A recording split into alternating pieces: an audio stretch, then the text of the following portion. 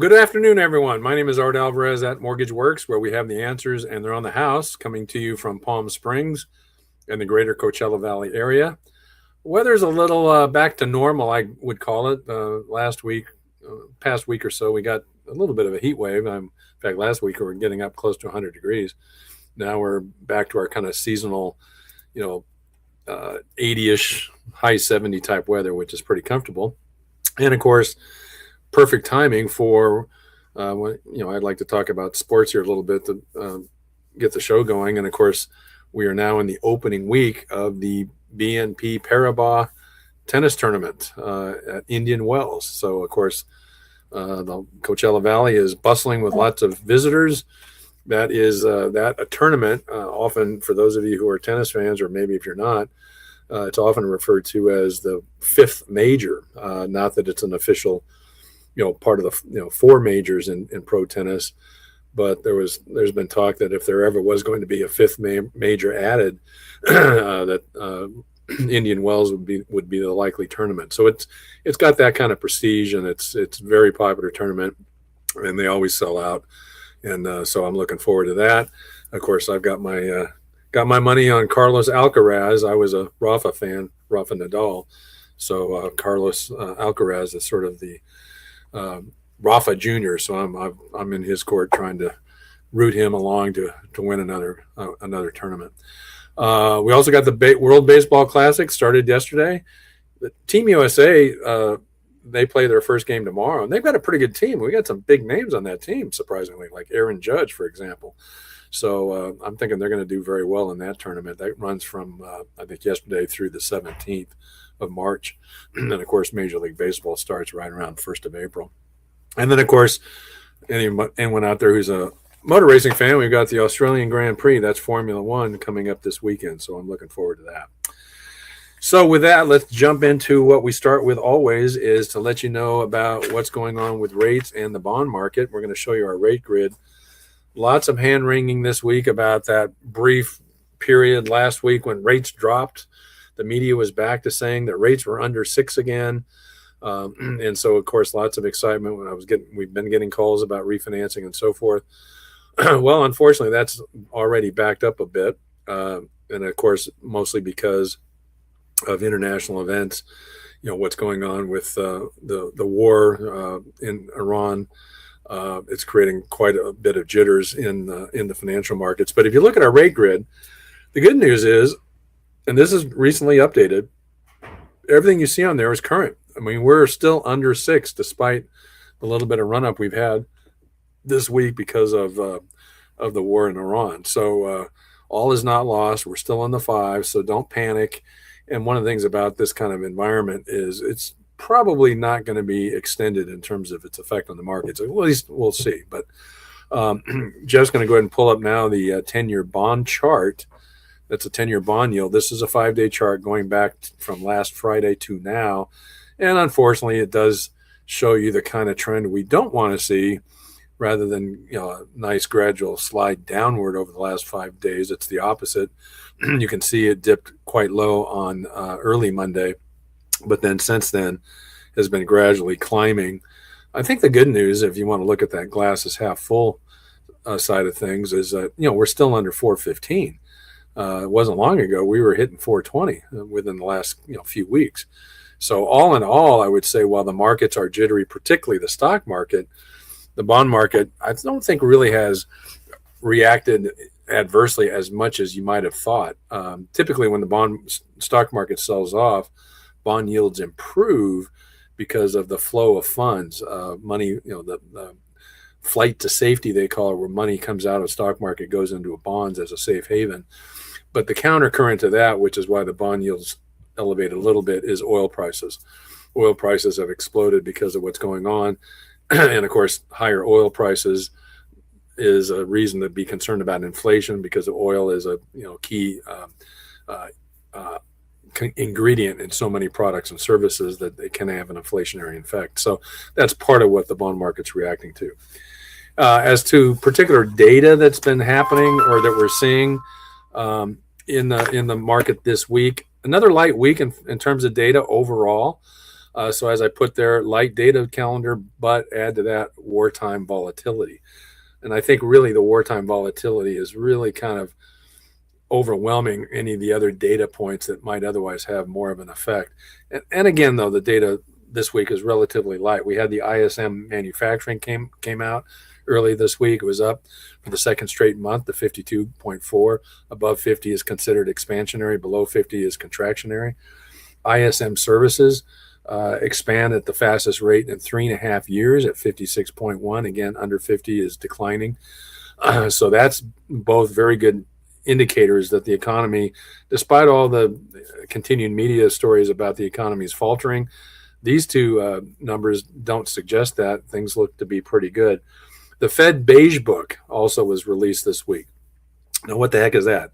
Well, it's a book that's beige color. Well, a little more than that. 8 times a year, the Fed does their own study of the economy and then publish this book to kind of describe what's going on.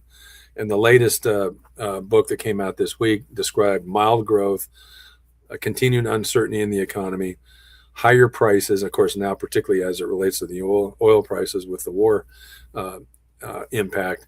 And of course, we've had some pretty severe winter weather. So all in all, it was a relatively moderate report in terms of, the economy is not setting any records, but it's growing at a moderate or mild pace, and I think that's still overall a good thing. And of course, you look at those two other data points. Maybe it's just a question of once that trickles through, we might see some greater growth rates coming going forward. The other data that came out this week, ADP employment. ADP, I don't like that index a whole lot. It can be way off sometimes, but ADP employment is new jobs added in the private sector only, no government jobs, only private sector. 48,000 was forecast, came in at 63,000. That would be another reason why that bond yields up a little bit, because it's a much greater number of jobs added than forecast. And of course, if you get an overheated economy, again, that can be inflationary. The big numbers this week are tomorrow. The U.S. employment rate, the U.S. employment, that is total jobs added. By the way, that includes private and public jobs, public sector jobs. It was 130,000 previously.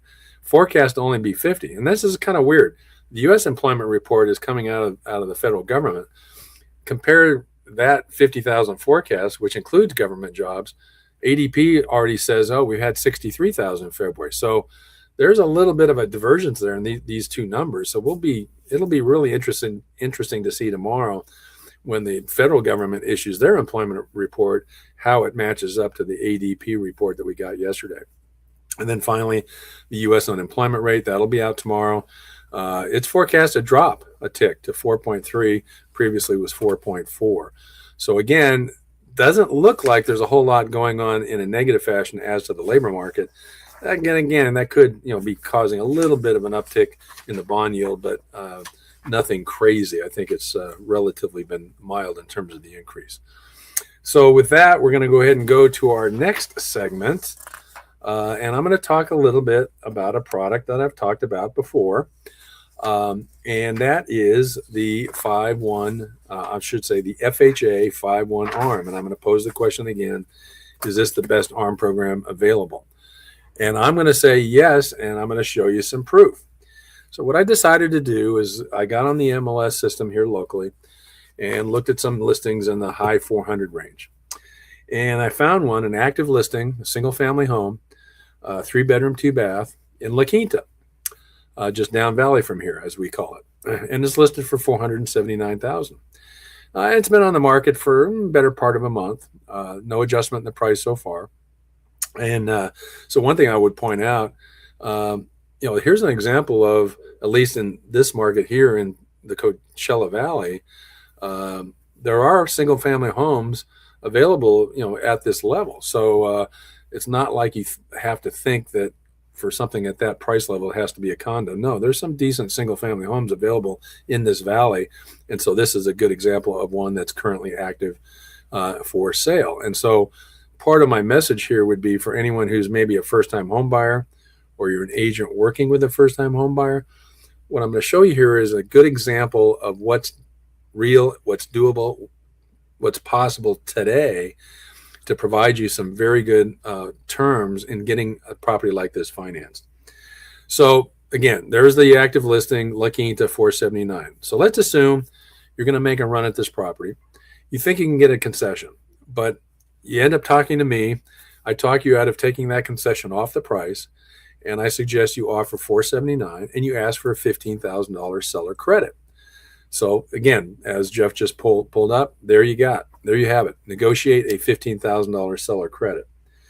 Now, with an FHA loan, what's the down payment amount? It's 3.5% of the purchase price, $16,765. So again, what we have now so far is you're making an offer at 479. You're asking for a $15,000 seller credit. You successfully negotiate that, and your minimum down payment is only $16,765. Now, what would you do with that $15,000 seller credit? Well, I would recommend that you do a permanent rate buy down on that 5-1 arm.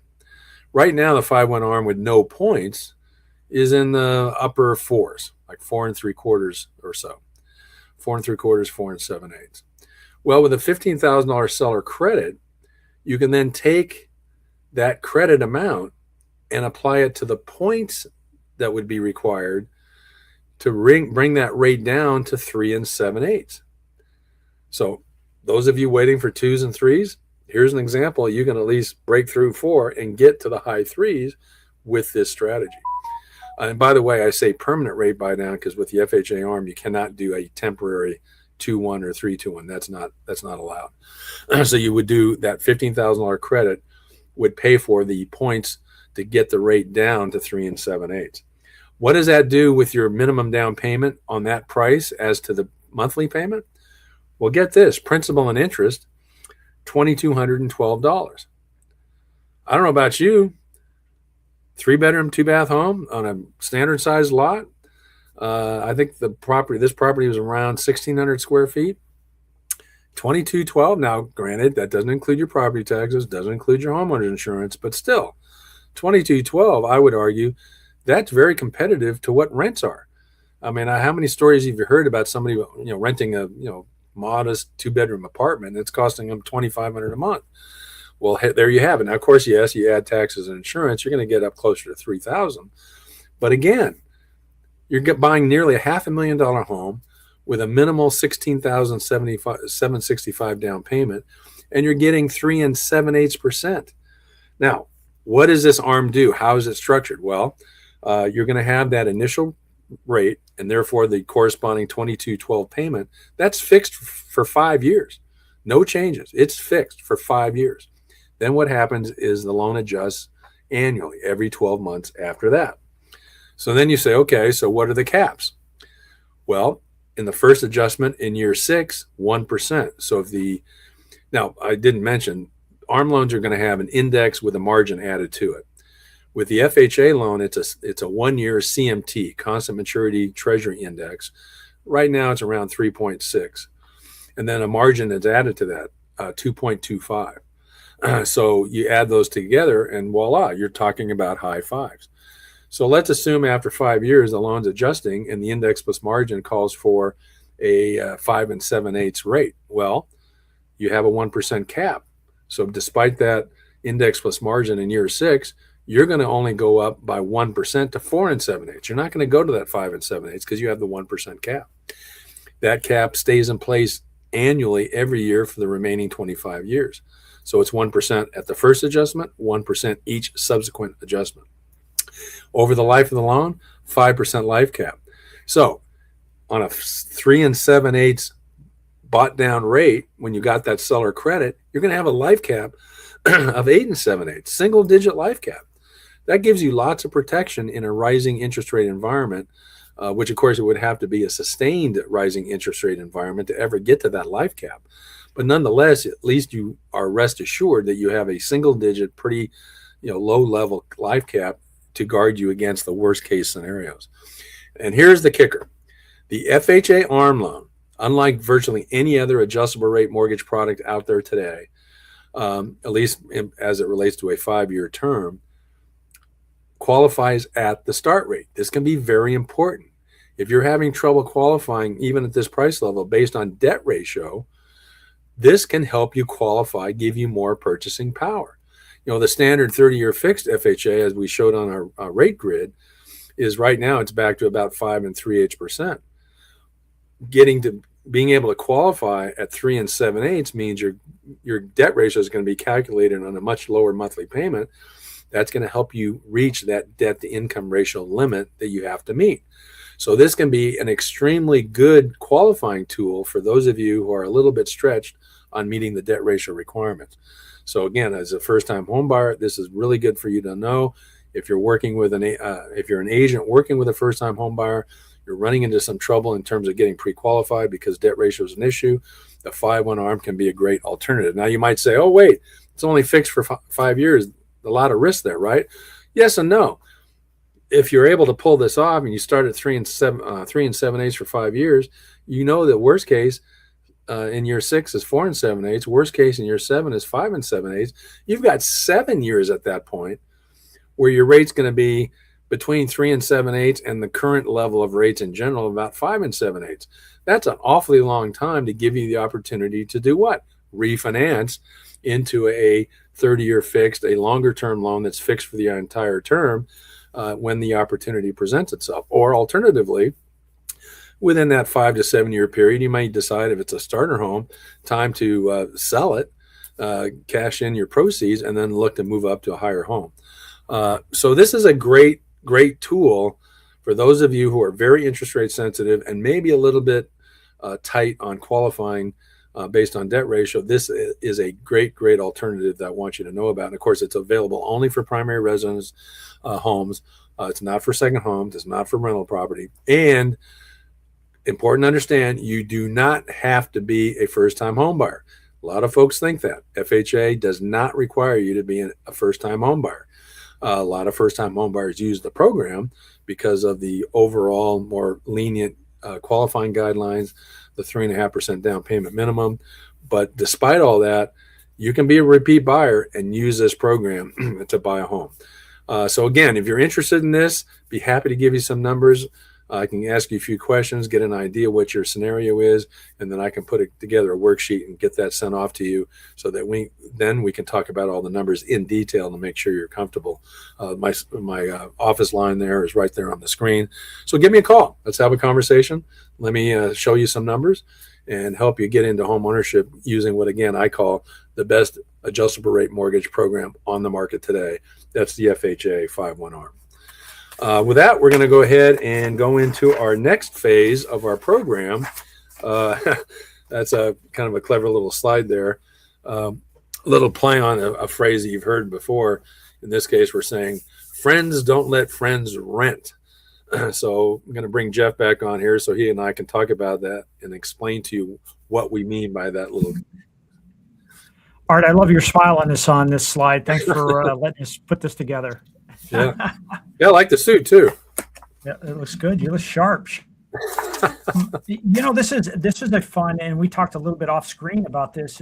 This is one of those moments, like, I know you love buy downs, and because it does things that we don't normally think of being able to do. And this conversation you started and we're going to have today, I think is one of those moments that really can change the way we, in the future, starting today, buy homes. Well, exactly right. I mean, it's been the case that, as people go into adulthood and, they finish school and, maybe they've gone to college and they feel like, well, I'm not able to buy yet, that, I don't have the wherewithal in terms of down payment money, or I'm feeling like I don't have high enough income, which oftentimes isn't always the full story. I see too many times you have high enough income, but you have higher debt that's overwhelming that income, so it's becoming an obstacle. So what happens is younger folks feel like they've got to wait some magical period of time to sort out all these parameters. And what I think they're missing here is consider, maybe a little more creative way to not have to wait and get into ownership easier. And of course, by virtue of our slide here, that's where I would suggest to folks, it's like, and I can remember from my own past experience, way back before I shouldn't say before the war, because you got a war going on now, but Yeah. when I got out of high school in mid 70s, the first thing I did with two of my high school buddies is we immediately moved out of our homes. We weren't forced to. We immediately moved out and we rented a home. And we had, rented it from my girlfriend's father, but we immediately moved out when we were 18 and boom, we're living together, three of us in a rental home. I think that's a scenario that maybe it still plays out a fair amount today, but if it does, too often it's more focused on renting something, and folks aren't thinking about, well, wait a minute, if I think I've got a friend or two that I'm comfortable enough with, maybe I should consider doing something like that, but not just as a renter, maybe as a home buyer. And I think that's what we want to try to emphasize in our discussion today. Well, you made a little video before we start, so I'll just Sure. run that and then we can pick it up from there. Okay.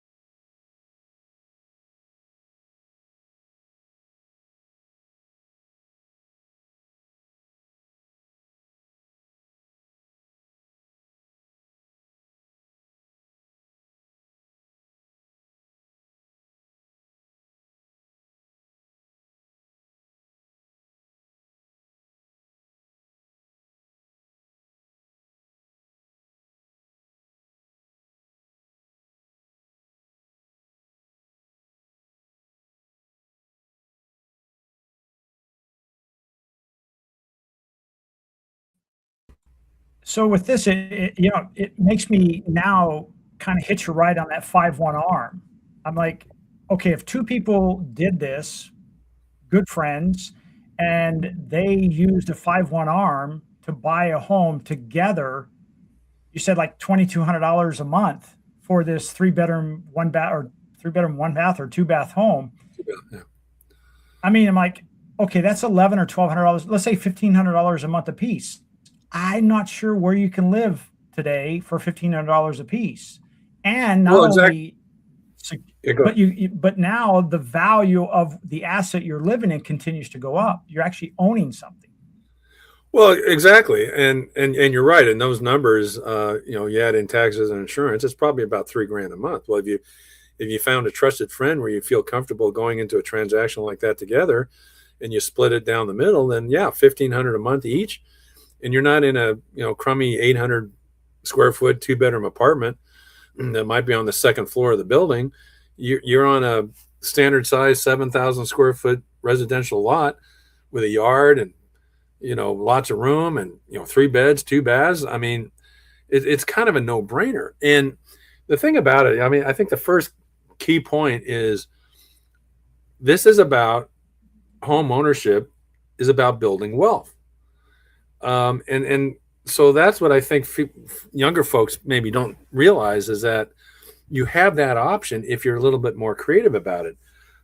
It's been, we talked about it in our show, was it last week or the week before? The Fed studies this every 3 years, and they've concluded again most recently in 22. We're going to hear the same numbers about 25 probably later this year. If you're a homeowner, you're going to build wealth at 40 times what you're going to build as a renter. So, okay, you might say, well, if I'm going to go in with someone, as a partner, then that diminishes that process. Well, yes and no, because yeah, I mean, you're still, I guess, you're building wealth that you have to split evenly 50-50, but when you consider it's 40 times what it'd be as a renter, you're still ahead of the game. And in terms of making your payments, you're no longer paying a rent payment that's just wasted money helping the landlord build wealth.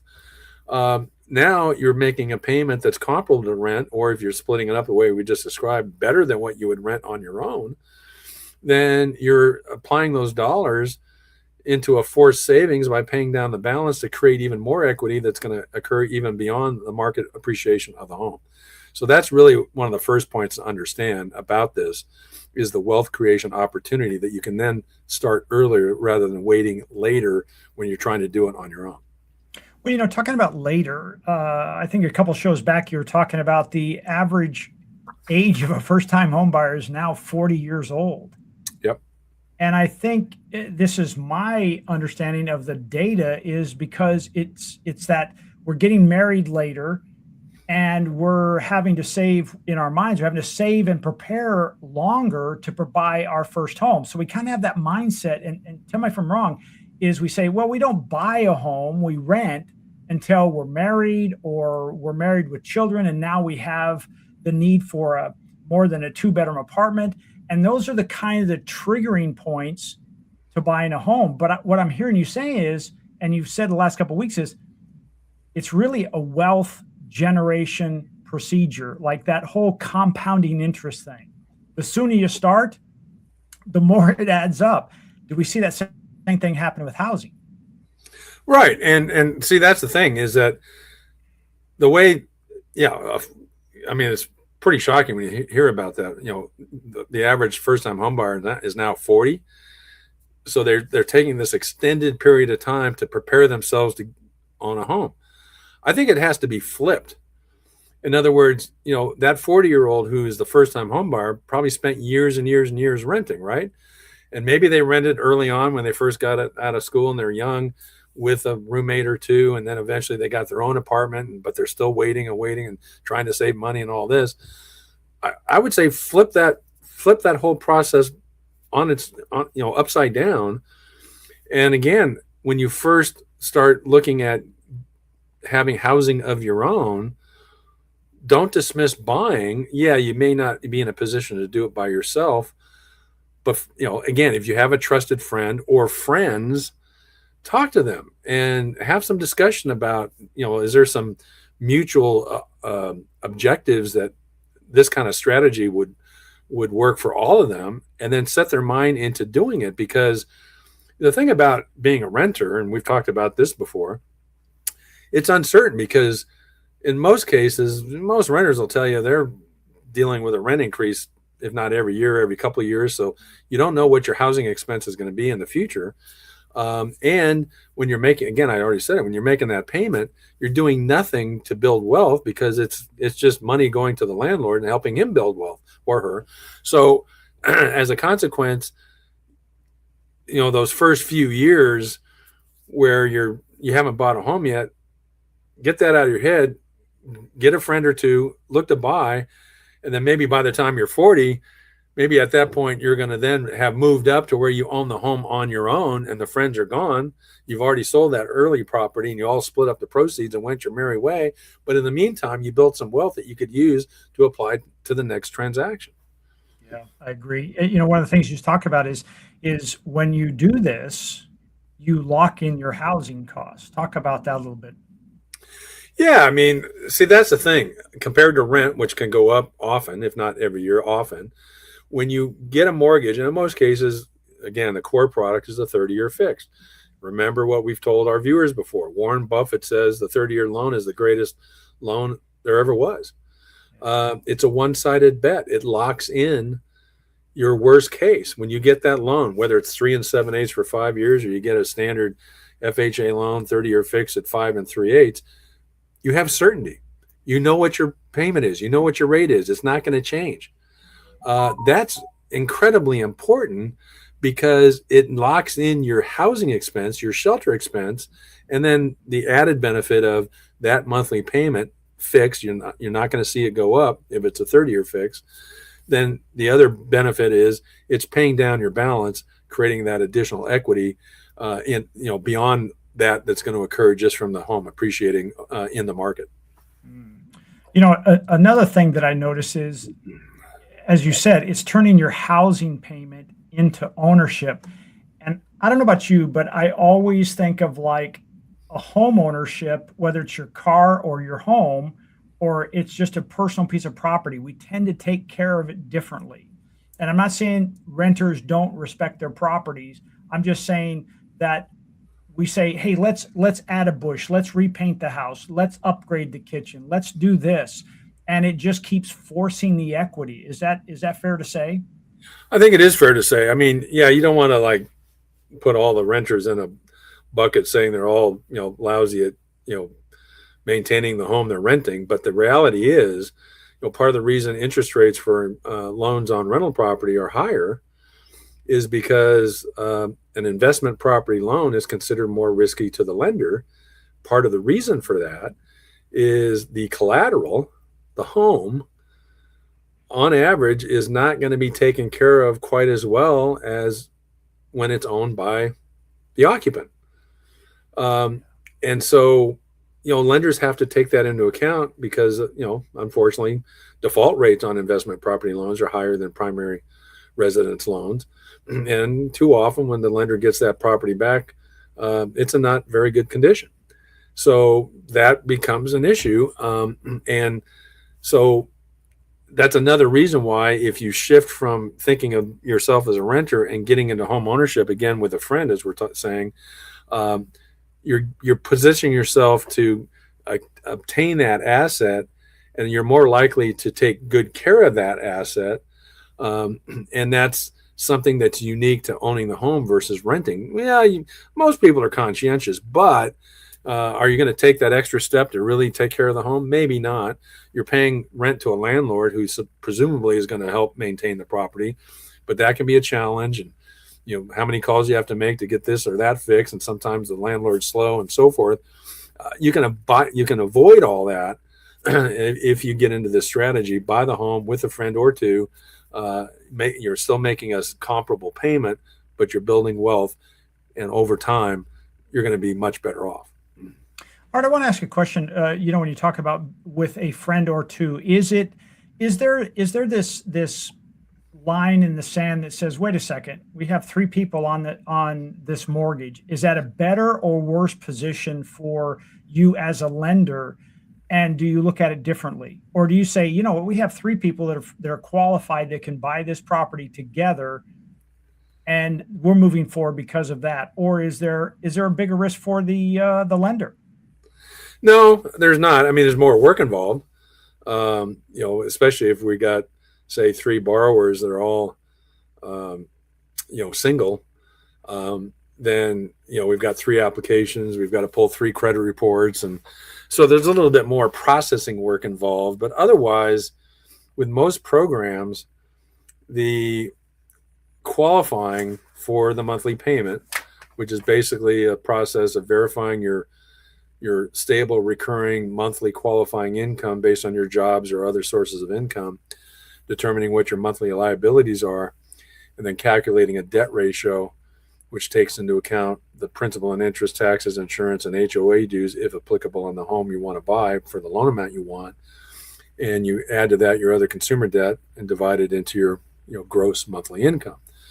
When you have multiple borrowers, that process is the same, and we just basically put everything together.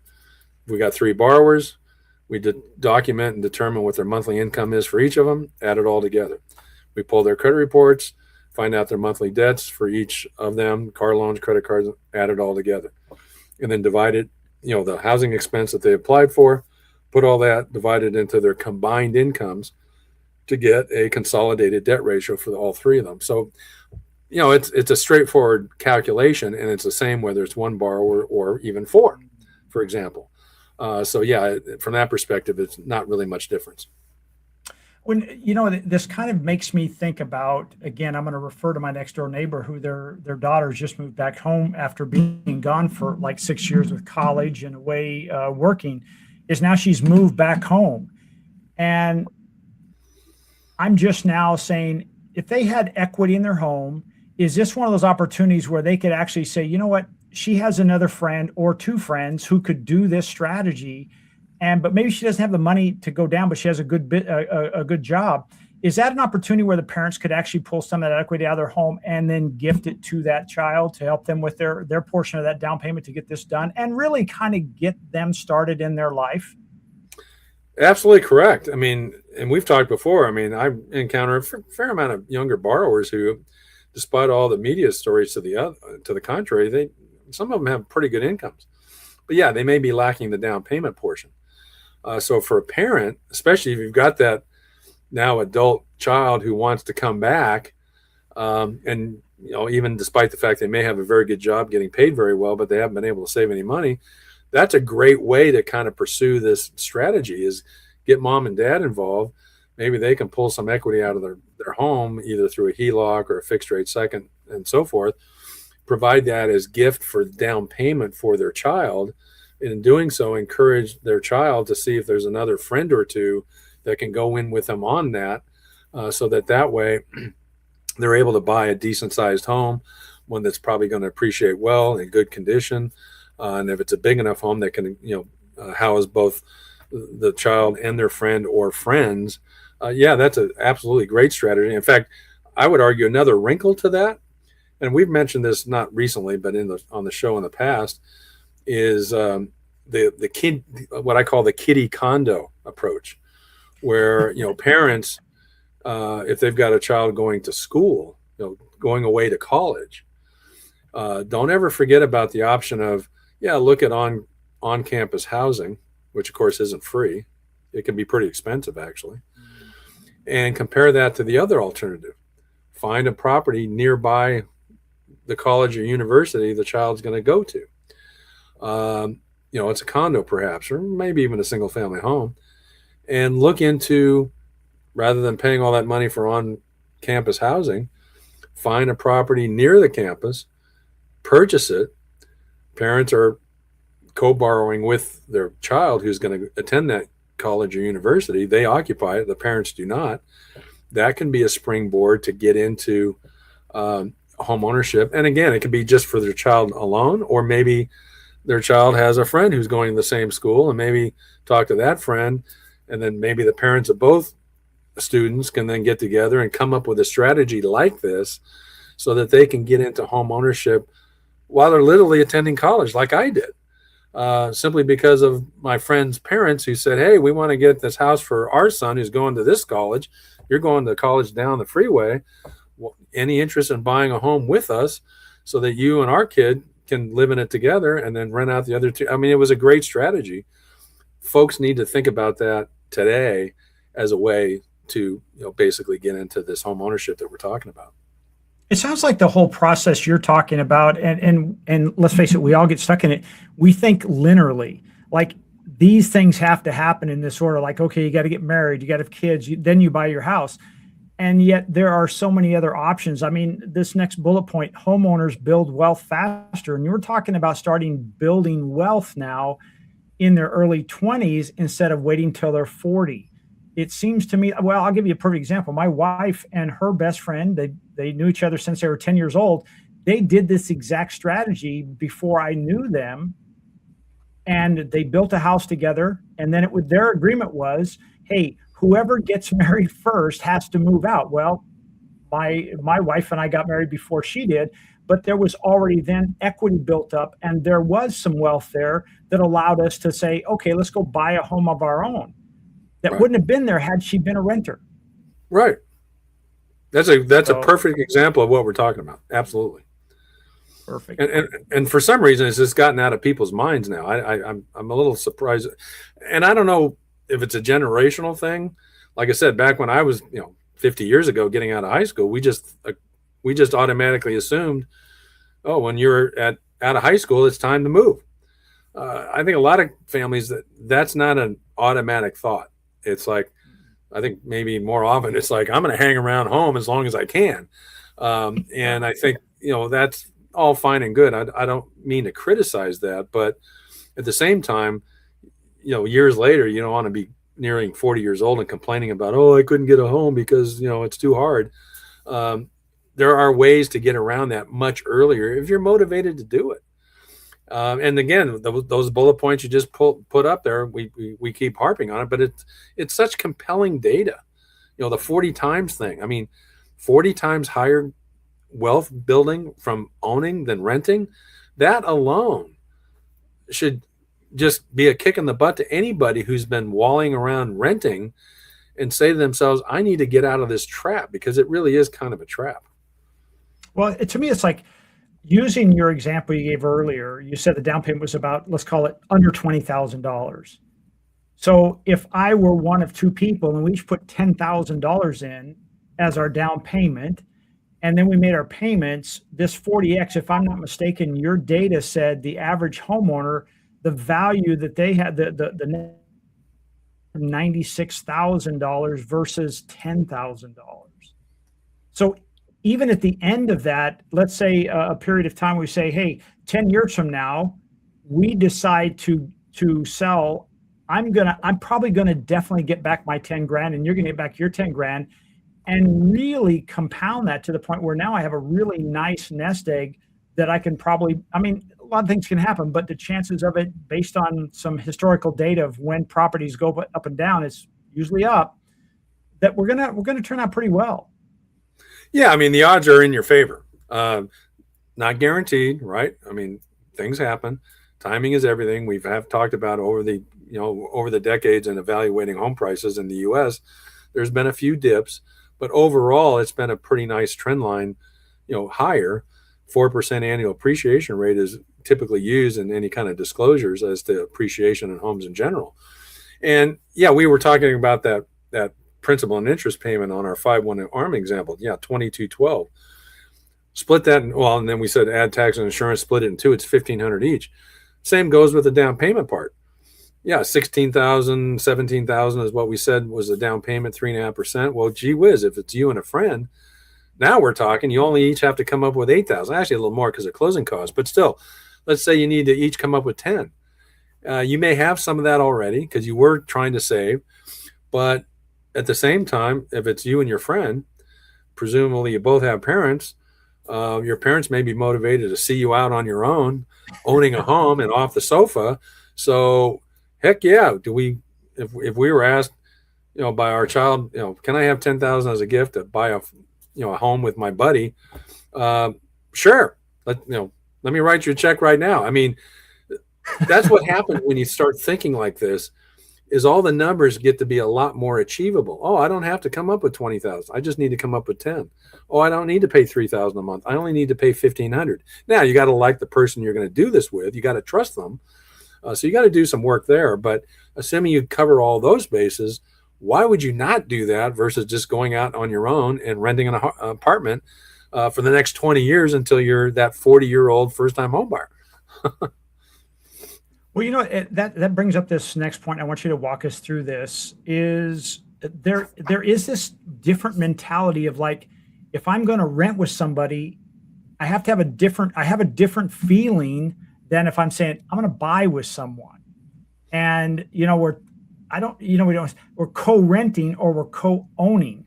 And I guess, again, you're not an attorney, and I don't want to throw you under the bus here, but are there some things that we want to take a look at to make sure that when we enter into this, that we are kind of seeing it with both eyes wide open? Yeah, I think it's important to cover that because it's not just about, kind of informally, yeah, I'm going to have a roommate. And a lot of times when you have a roommate, it's a case where, maybe you sign a rental agreement and then you've added a roommate to the apartment, but you haven't added them to the rental agreement. That kind of goes different ways, but it's important to structure it for what it is. It's a little more formal than just having a roommate. It's essentially a partnership. It's essentially like a business partnership. And so you've got to be able to talk through it with the friend or friends that you want to do this with and make sure that you have an understanding. So you're going to treat it like a partnership, not as roommates. You should, have an agreement that you all talk out, put it in writing.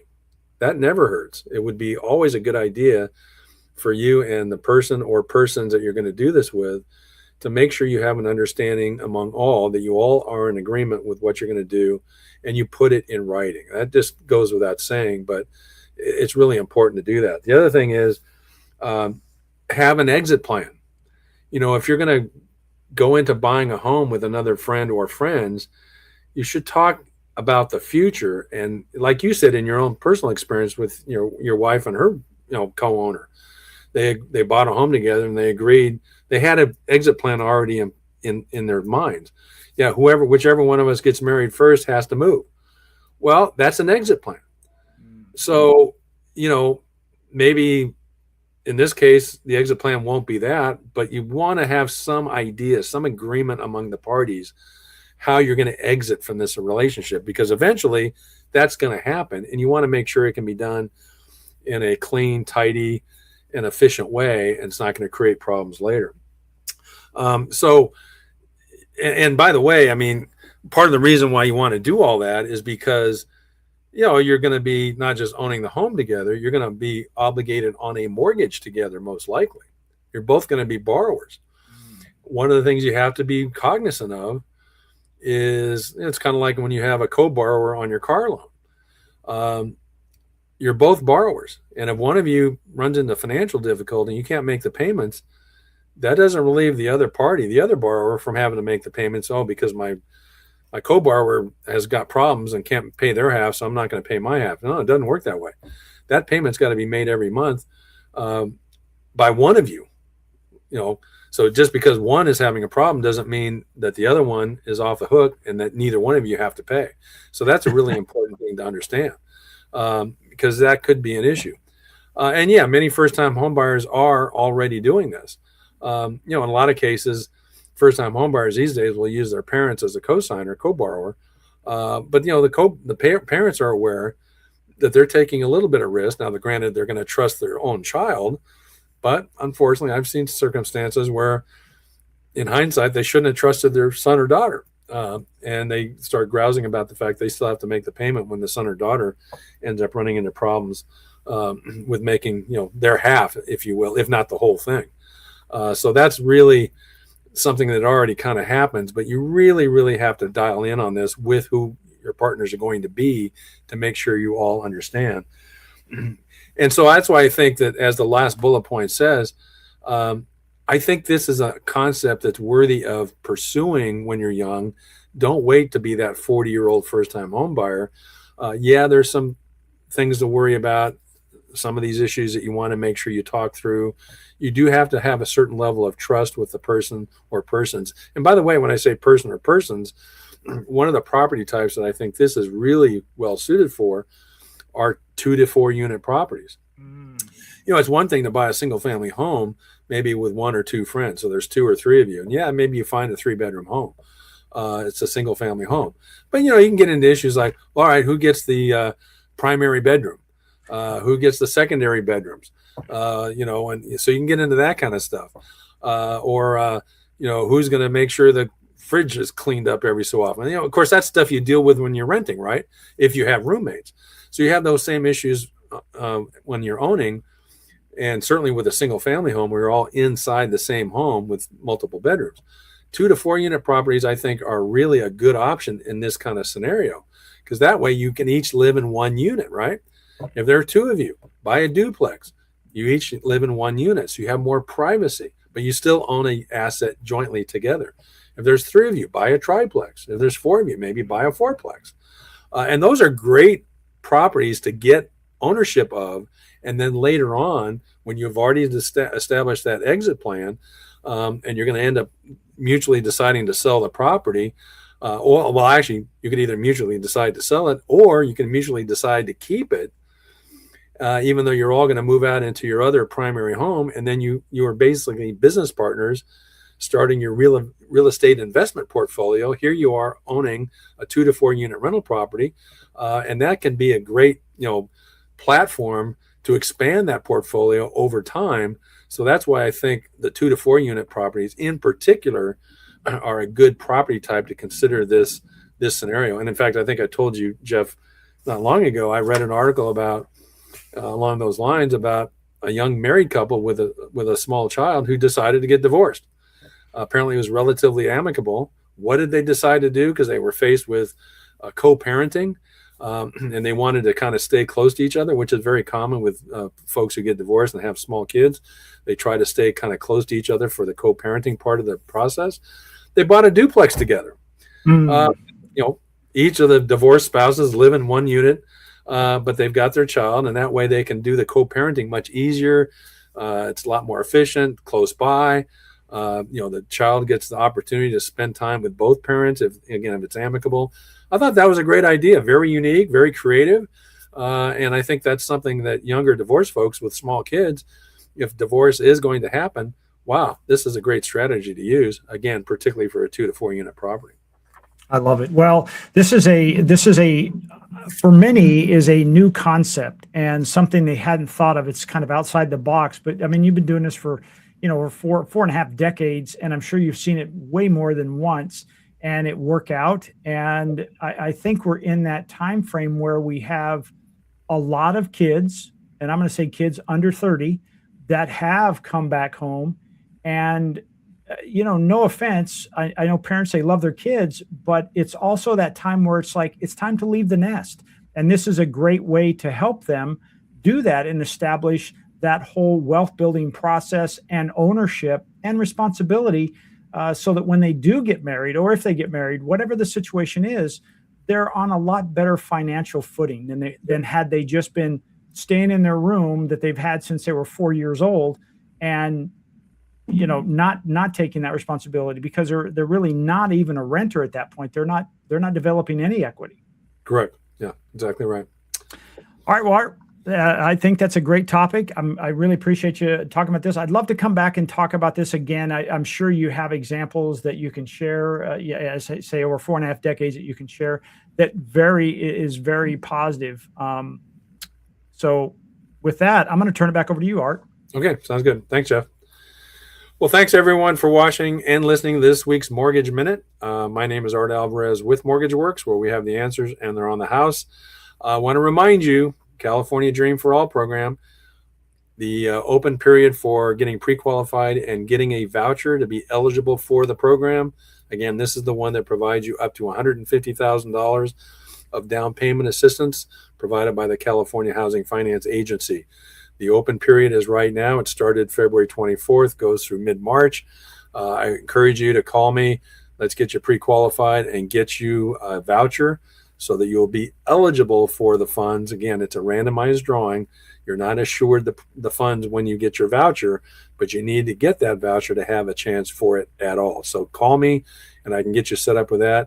If you're a first-time home buyer, please do so. Or if you're an agent working for a first-time home buyer, and a down payment assistance of 20% of the purchase price up to $150,000 sounds interesting, call me and I'll get you going and ready to go to hopefully get that voucher to cash in your funds.